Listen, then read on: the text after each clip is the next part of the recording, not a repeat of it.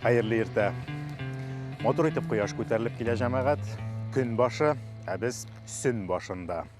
Барлык мәгънәләрдә дә әйтергә мөмкин. Без хәзер Шаран районы белән Бүздәк районының шигендә басып торабыз. Бу якта бездән арттарак калды Шаран җирләре һәм алда инде Сөн башы дигән авылдан соң башланачак Бүздәк районы җирләре һәм анда инде без бүген булачак авыллар урнашкан. Шул якка барышыбыз. Ни өчен монда тукталдык? Сөн елгасы шушыннан башлана. Татар халкы өчен бик кадерле булган шигъри елга бит ул. Дөресен генә әйткәндә, төртеп күрсәтмәсәләр, моның Сөн елгасы икәнен чамаларга да читенрәк. Ул менә кичкенә генә шушындый инеш булып агып ята шушы урында. Ул моннан бер 3-4 чакрым ераклыкта бик матур бер калкулыктан башланып китә. Шунысы кызык, шул калкулыктан бу якка таба Шаран җирләренә таба ага шушы Сөн елгасы, ә калкулыктан икенче якка таба без барасы авылларга таба ага Идәш дигән икенче бер елга. Менә шулай итеп, без Идәш агымы буенча бүгенге 3нче көн сәфәребезгә аяк басабыз. Аллага тапшырдык.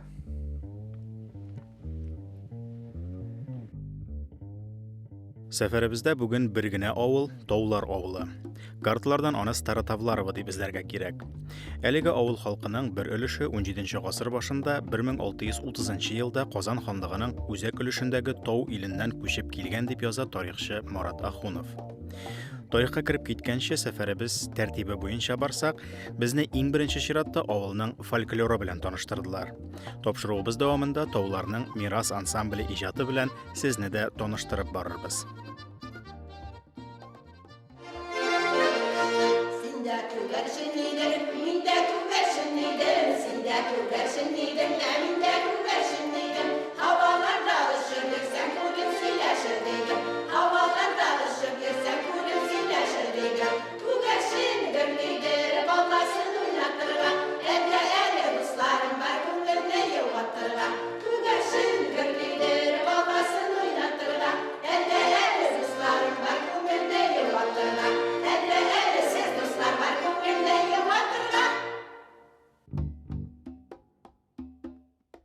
Карап торышка бер авыл кебек булса да, Таулар бергә кушылган ике авылдан, Таулар һәм Күбәк авылларыннан тора.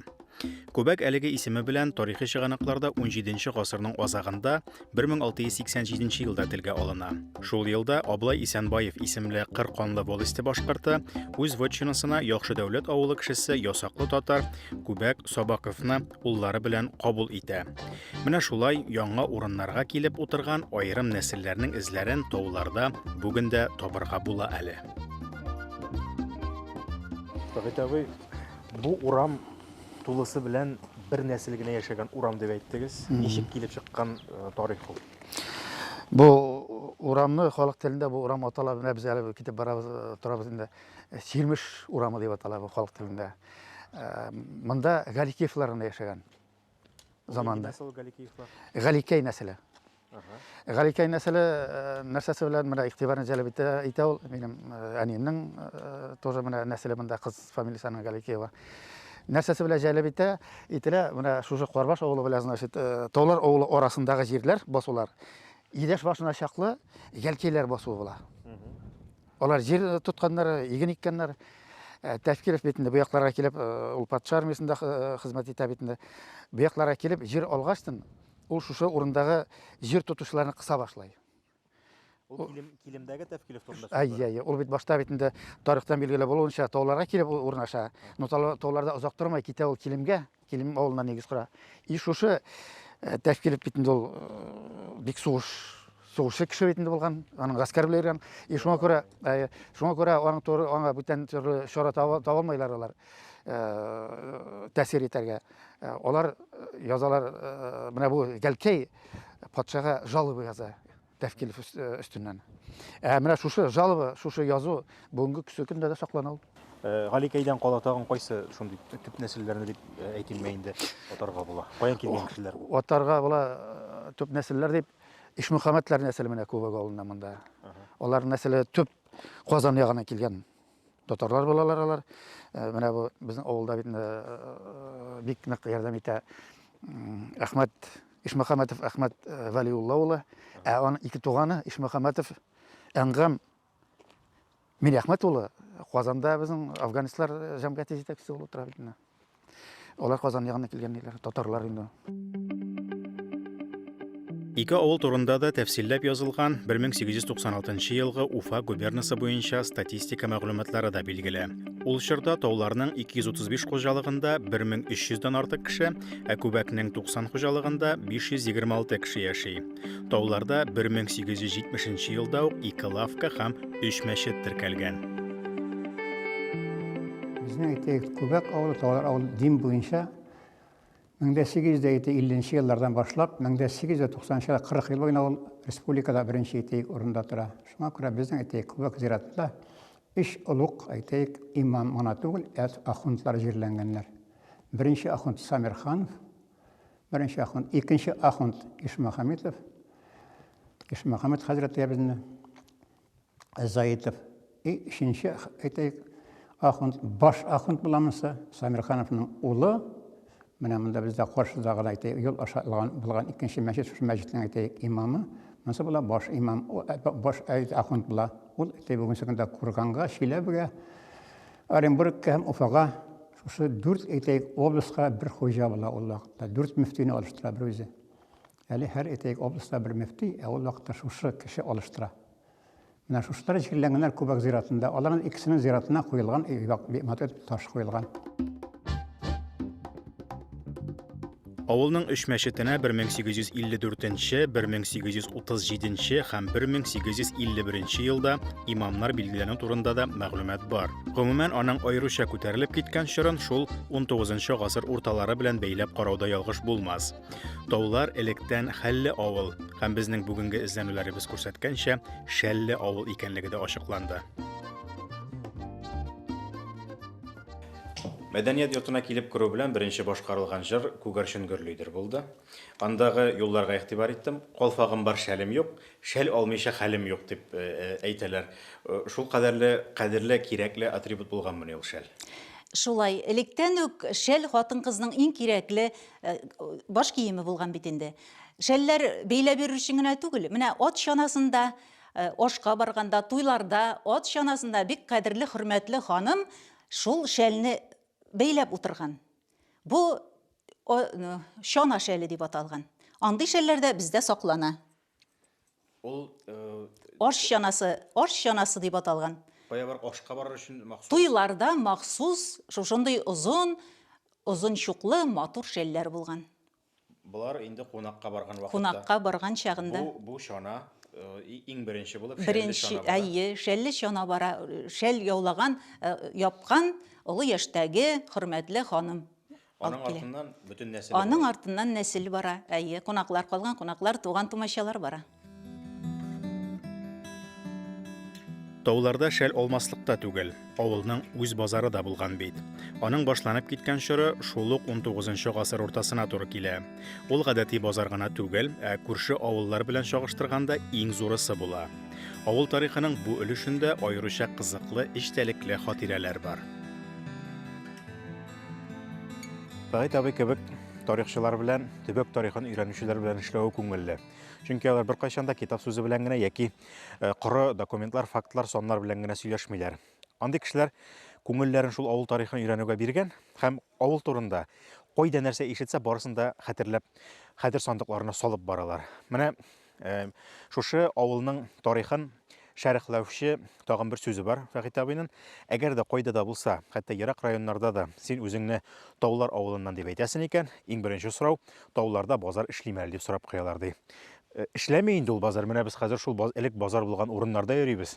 Инде күптән яңа урамнар төзеп бетергәннәр. Авыл шушы якка таба килгән, үскән, ике авыл бергә кушылган урын инде бу. Ләкин базар урыны шушы. Һәм аны авыл халкы бик яхшы хәтерли. Тирә-ягы кичерәк шушындый баганалар белән әйләндереп алынган булыр иде. Аларга араталар кагылган һәм мал-туар сатучы бүтән кеше шунда үзенең кем атын, кем кәҗәсен, кем сарыгын, кем сыерын алып килеп бәйләп куйыр иде дип искә алып сөйлиләр бүгенге көндә дә. Дөрестән дә бик зур базарлы авыл ул, Таулар авылы. Ул шуның белән дә тарихка кереп калган. 1840 елда авыл халкы патшага мөрәҗәгать язып, ачтырган базар була ул.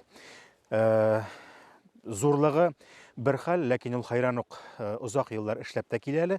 Ул ябылган вакыт 20-нче гасырның 70-нче елларына туры килә. Белмим, ул нәрсә белән бәйледер, чөнки андый базарлар турында мәгълүмат безгә, мәсәлән, Мар ягында Бәрәңге базары турында әйтә алабыз инде. Ничектер менә халык үз көнен үзе күрерлек кенә булса да, сату иткән, үзе җитештергән продукцияны куя алган андый сәүдә урыннарын, авыллардагы базарларны менә шул уртача 70-нче еллар тирәсендә үзәкләштерелгән төстә бетерә башлый хөкүмәт. Ни дисәң дә, ул 60-нчы еллар ахырында теге кайсы бер авылларны ни перспективны дип бетерүләрдә шулай ук бер төрле үзәкләштерелгән сәясәт нәтиҗәсе була бит инде.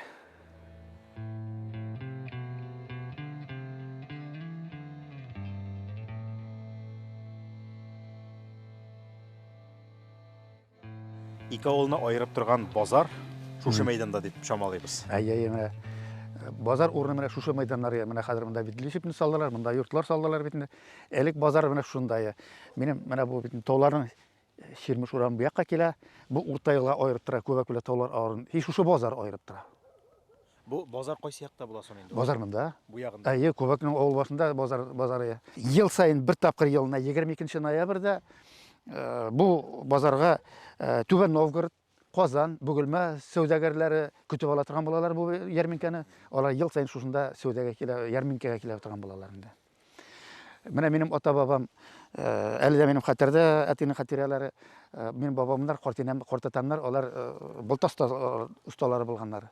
Марыйлар, менә бу Шаран районына керәйне хәзер алар Яммәт, Җанахмәт якларына килгәннәр, шушында базарга килгән вакытта алар бүрәнә, агач төяп килгән булганнар, үзләренә нинди материал кирәк, алар үз өйләренә калдыралар, шул материалны һәм дальше базарга чыгып китәләр монда бергәләп. Монда базарда эшләрен эшләгәннән соң, минем картатамнарга кайтып, алар ашап эчеп, бәйрәм итеп, кунак булып, аннан дальше кайтып китә торган булалар үзләренең өйләренә. Базар шундый була. Әле менә мин 70-нче елларда битте ул базар булса кирәк. Мин үзем бәләкәй вакытта мин хәтерләйм монда базарга йөргәнне. Ул вакытта терлекләр саталар. Аннан соң элек бит инде теге телевидение, газет булмый. Халыкның аралашу урыны буларак та бу базар зур роль уйнаган бит инде. Таулар базарының кайбер бәяләренә дә күз салсак, 1910 елда сыер итенең 1 поты 4 сум 50 тиен, 1 пот бодай ыны 1 сум торган. 1904 елдан 1908 елга кадәр ат бәясе 31 сумнан 44 сумга күтәрелгән. Хәзерге яңа машиналар кебек кисәк кенә бәясенең 3/1 өлешенә арткан булып чыга. Сыер җанашым гына шул 4 ел эчендә 22 сумнан 23 сумга менгән. Шуннан ит саталары, кемнең нәрсәсе бар шуны. Шуннан безнең күрше районы Шаран районыннан киләләре Мари халкы. Мари халкы татар, башкорт белән бик дуслары. Алар алып киләләр безгә тузлы кыяр, тузлы кәбестә, суган. Безнең халык инде ул чагында үстерә белмәгәнме? Менә мин ул чагында бәләкәй булгач ансын нитмәйм, соңга таба үзебезнең халыкта үстерә башлады бит инде. Һөнәр ияләре бик күпләре бездә. Калайчылар, ул калайчылар калайдан сусты ясай, калайдан кумган ясай, күмер савыты ясай, ипи салырга форма ясай. Менә мин әле дә алар ясаган формадан ипи салып файдаланам. Ник яңасын алмыйсыз? Юк, бу жайлы шул кадәр күпреп пешә кабарып, әлегеләр формада бит инде. Менә шул борынгы инәкәйләрдән калган күмәш калайлары белән бүгенге көнгә кадәр файдаланам. Калайчылар бар, безнең күршедәге Рахим Гәрәй абзый бар, Таулар авылында Бәдгый абзый бар, алар менә шушыларны ясап саталар Таулар базарында. Шуннан хәллерәкләр он алып киләләр. Инәкәй ул чагында килолап, 50 кило, 30-40 кило он алу юк. Безнең инәкәй аладыр кадаклап. Чөнки хәлләреннән шулай гына килә. 10 кадак он алып кайта да, бездән бәрәңне чистартып кырдыра да, шушы онга кушып безгә ипи салып бирәдер. Аның али кыргышы нәрсә? иске бидре түбін қодақ білен тишкелейлер де абзықайлар, шуны қырғыш етіп қырабыз. Ну, көп халық шулай ішлейдір, чүнки оның яңасын алырға біздің халдан келмейдір. Бұл мағандыр да әлі ул шағында. Авылның һөнәрчеләре күп булган дип әйтеп узугына да бик дөрес түгел, чөнки шул ук һөнәрчеләр базарда үз товарларын сатучылар да булганнар. Агач тараклар ясаучы Салих картның үз товарын рәтләр арасында бет капканы дип мактап сатып йөргәнен дә сөйләделәр безгә. Ул чорда ук яхшы рекламаның көчле әйбер икәнен чамалаган авыл халкы. Менә шундый уңган һөнәрчеләрнең нәселләре авылда бүген дә дәвам итә. Карт әтей стандарты дип әйттегез, шушы умарталарны. Нинди стандарт ул да аның дәүләт стандартынан аермасы нәрсәдә? Аның дәүләт стандартынан аермасы инде карт әтей үзе ясап булыша башлаган электән. Ул минем әтигә күчте, әтидән миңа килеп эләкте инде, ул нигә 32 сантиметрга киңрәк чак кына. Госстандарттан инде. Мин шуңа күрә аны минем әйтәм госстандарт түгел, карт әтей стандарт дип инде. Ул анардан күчәк алып килгән миңа. Шуңа шуның белән бара инде бездә. Хәзер бик күчәр өчен күбрәк көч кирәк. Шул ни белән булышабыз. Аңардан күчкән дип әйтәсез, аңа күпме буыннан килде икән? Сезнең Мине ул чаклысын бик белеп бетәлмәйм, но минем әтидән калган әйтүләре буенча, карт әтәебез инде урманнан күчтә алып кайткан, агачтан. Минем карт әтәм бик уста балта остасы булган. Анардан инде күп нәрсәләрне әтием өйрәнгән, әтидән мин өйрәндем инде. Хәзер менә улым өйрәнеп ята миннән. Нәрсә кушсам да эшләргә тырыша. Казак калырга булса да, шурып бурга булса да өйрәнергә тырыша. Шушы умарталар янында да инде шул аңа да калыр дип ышанам инде, шушы стандарт дибез. Шундый хәлләр. Бу ихатада үзегез кулга балта тотып эшләгән әйберләрне нәрсәне әйтергә була? Бүтән нәрсәдә үзебезнең кул белән эшләнгән, монда умартасыннан башлап йортына чаклы.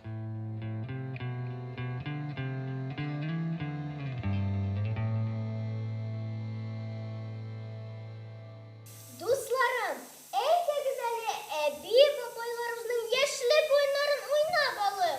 Әйтегез! Капка уйны!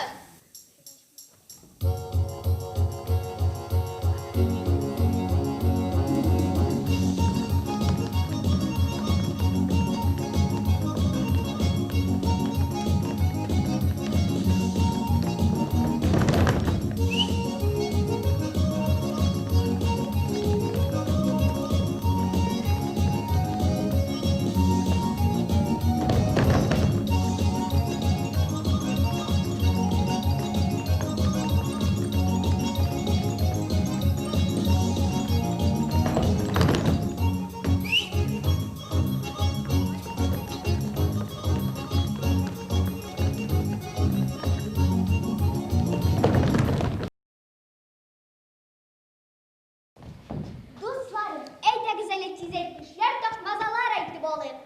Мич башында бишмәшек. Җәмәгать күз тимәсен дип кенә карадык шушы балаларга. Бик самими, әмма күзләрен яндырып чын күңелдән татар халык авыз иҗатына кирип китеп йөриләр бит алар. Аларга сокландыкта уйга калдык. Ә менә бездә бу хис кайчан югала башлый икән? Кайчан безнең үзебезнең мирасыбызга мөнәсәбәтебез үзгәрә, кайчан без артык улыгаеп китәбез икән? Безнең милли бизәкләребез, милли киемнәребез безгә кайчан чәчәкле, шушаклы, шуклы, ялтыравыклы ниндидер киемнәр, шүпрәкләр булып тоела башлый икән. Исегезгә төшереп карагыз әле. Ә сез 3ле, 4ле, яңа 8ле, дулкын, шишмә уеннарын һәм сүрәннәрне хәтерлисезме икән? Хәтерләмәсәгез, бәлкем сезгә шушы бала чакка күз салырга кирәктер. Әби бабайларыбызның яшьлек уйнарын онытмыйк. Аларны киләчәк буыннарга да җиткерик. Милли урман сүнмәсен! 19 гасырда ук 1000 халкы зур базары булган авылның тирә-якка йогынтысы да көчле булган, билгеле. 1710 елда ук таулардан күченгән халык Кушнарен районының Югары Сәйет, Благовар районының Әхмәт авылларына нигез сала. Бүздәк районындагы Якуб, Шарандагы Сөнбаш, Шалтык авылларында иске таулар халкы башлый. Алар барысы да 18-нче гасыр авыллары һәм аларның иске таулар белән бәйләнеше документаль расланган факт. Алай гына да түгел, 1919 елда иске тауларда зур янгын чыгып, күп хуҗалыклар янып беткәч, халыкның нәкъ шул авылларга, туганнары янына күченү очраклары да әлеге бәйләнешне исбатлый. Төрле йолаларны кайтарып күрсәткән вакытта һәм сабан туйларында мәсәлән күргән бар, саллырак булсын диптер инде тройка җиккәннәрен. Сез мирас белән шөгыльләнгән кеше буларак, тәҗрибә туплаган кеше буларак нәрсә әйтә аласыз? Ул тройка җигү, өчлек җигү татарга хас әйберме ул? Кемдер йөри өчлек җигеп, бабам йөргән парадта. Кемгә нәрсә ошыйдыр бит? Татар парны ярата. Борынгыдан калган сана пар атымны җигәрмен, чанасына утырсам да җырлый алмам көйләрен. Татарда пар ат булган әлбәттә. Буыннардан буыннарга асыл хазина булып тапшырылып килгән. Замана җилләре дә ала алмый. Вакытлар үтсә дә, гасырлар үтсә дә онытылмаячак шушы тарихи кыйммәтләрне без киләчәк буыннарга да түкми чәчми җиткерә алсак иде дигән теләктәбез. Амин.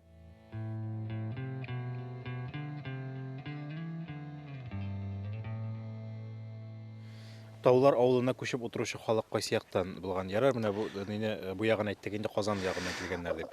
Таулар авылына күчереп утыручы халык, алар основном Минзәлә якларыннан булса кирәк. Чөнки ул вакытларда бит халык күп, җир аз, эшкәртергә җир җитмәй. Тем более көчләп чакындыру башлагач, халык уже бу якларга китә башлый бит. Шул вакытта күчеп утырганнар дип фаразларга була инде. Бүгенге тапшыруда әңгәмәдәшләребез арасында Таулар авылы кешесе, Башкортстан һәм Рәсәй язучылар берлеге әгъзасы Гали Шәйислам улы Гатауллин гына булмады, кызганычка каршы. Үзе белән күрешмәсәк тә, аның төбәк тарихын өйрәнүче буларак архив документларына, башка тарихчылар хезмәтләренә таянып язган Туганнарның табылган чагы дигән китабы бу тапшыруның нигезе булып тора. Биредә уйдырма юк. Һәм бу мирас киләчәк буыннарга да шулай үзгәрешсез барып җитсен дигән теләктә калабыз. Аузу биллаһи минәш-шәйтанир-раҗим. Бисмиллаһир-рахманир-рахим. Валтаңнарны балакаем бисмиллах белән башла. Аш белән җавап бирәләр. Атылган явыз ташка, йокыларга талган чакта, рәхмәт укы Худайга, кодрәте аның һәр кайда, хәтта бөртек бодайда. Рәхмәт укы Худайга, тыныч таңнар атканда, күзләрең ачып кинәнеп, яңа көнгә бакканда.